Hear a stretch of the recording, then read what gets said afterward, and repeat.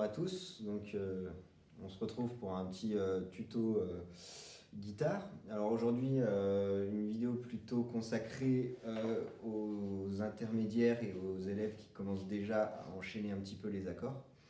Alors on va essayer de comprendre aujourd'hui le fonctionnement des accords barrés et des accords de puissance qui reposent sur le même schéma en fait, et de savoir comment est-ce qu'on peut les retrouver sur le manche de la guitare.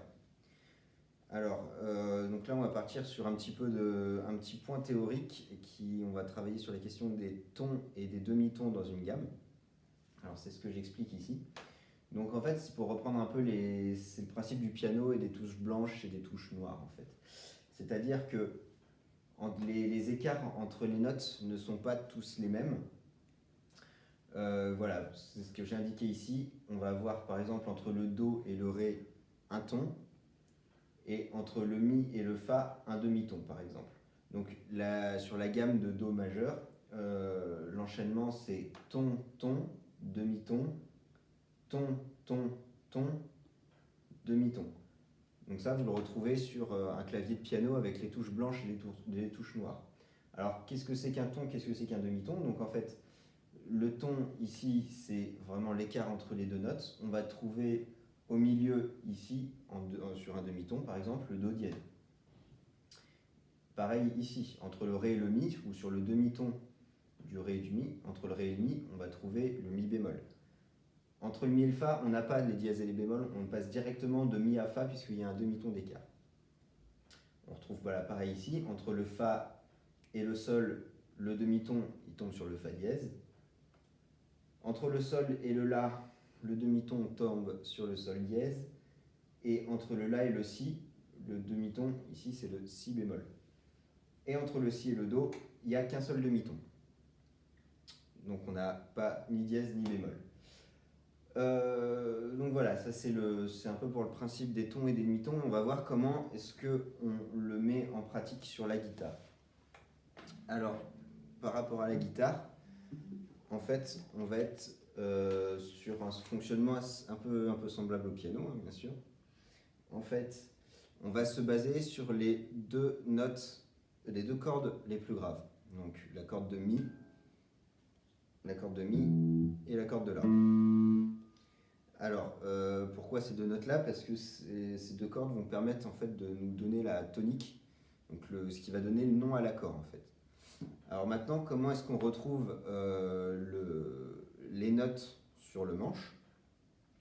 Alors c'est pas compliqué, en fait il suffit de suivre le schéma des tons et des demi-tons. Un ton sur le manche d'une guitare, ça va être représenté par une case d'espace. C'est-à-dire que, par exemple, ici on a le Sol, ici on a le La. On voit qu'entre le Sol et le La, on a un ton d'écart. Donc, on a, voilà, ici c'est en gros l'équivalent du ton. Par exemple, si je veux trouver un enchaînement entre Mi et Fa, qu'on peut trouver par exemple à la 12e case, donc le Mi est ici, et le Fa, il n'y a qu'un demi-ton. Donc, le Fa va être là. Voilà, on est... Donc les demi-tons sont représentés par deux cases mitoyennes et les tons sont représentés par une case d'écart. Alors quand on sait ça, c'est facile de se repérer sur le manche finalement, parce que on se dit d'accord, entre le Mi et le Fa, donc on est sur l'accord de Mi grave, entre le Mi et le Fa, il y a un demi-ton, donc le Fa va se trouver ici, en première case. Entre le Fa et le Sol, il y a un ton, donc une case de décalage, Sol. Entre le Sol et le La, un ton, donc une case de décalage, La. Entre le La et le Si, un ton, donc une case de décalage. Et entre le Si et le Do, par contre, un demi-ton, donc pas de case de décalage. Idem sur la corde de La. Entre le La, on va aller chercher le Si, il y a un ton, donc le Si va être en deuxième case. Entre le Si et le Do, un demi-ton, donc cases d'écart, et ainsi de suite. Alors maintenant qu'on sait ça, on peut se repérer sur le manche sur où est-ce qu'on place ses doigts pour avoir telle note. Donc si je me concentre, voilà, comme je disais, sur ces deux cordes-là, c'est parce que ce sont ces deux cordes qui nous donnent la tonique, donc ce qui va donner finalement son nom à l'accord. Alors pour les barrés, on va avoir deux positions. Une position, ce qu'on appelle haute, avec comme base la corde de Mi, et une position basse, avec comme base la corde de La. Quand je dis comme base, c'est en fait sur ces notes-là que va se jouer la tonique à chaque fois. La position haute, c'est la même partout, en tout cas pour un accord majeur.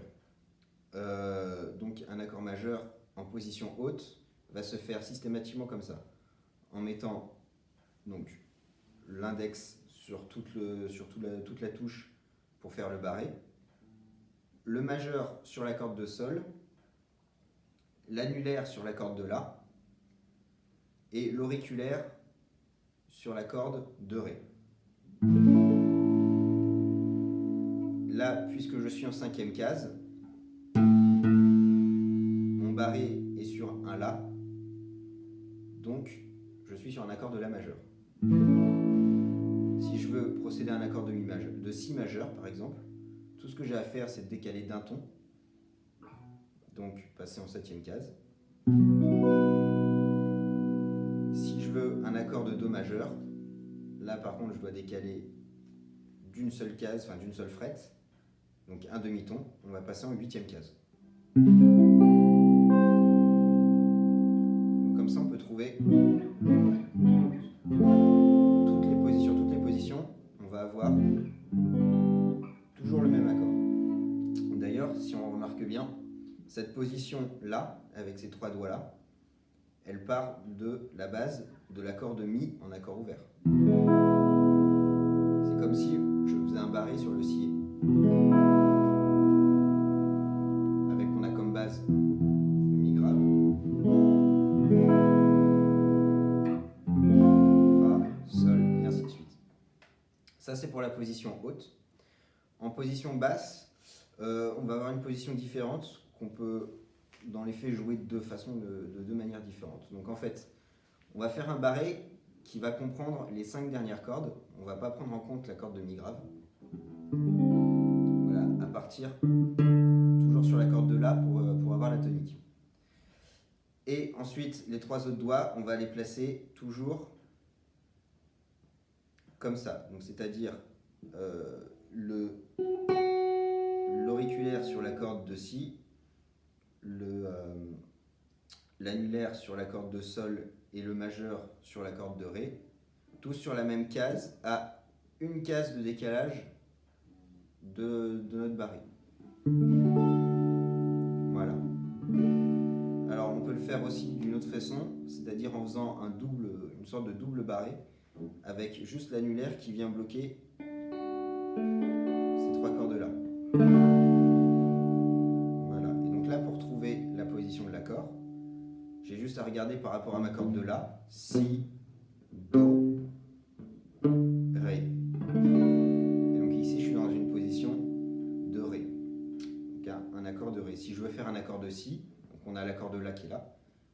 Donc en fait, pareil, hein, c'est comme si je faisais un accord de La avec mon doigt sur le Si. L'accord de Si, on va le trouver ici, puisqu'il y a un ton de différence entre le La et le Si.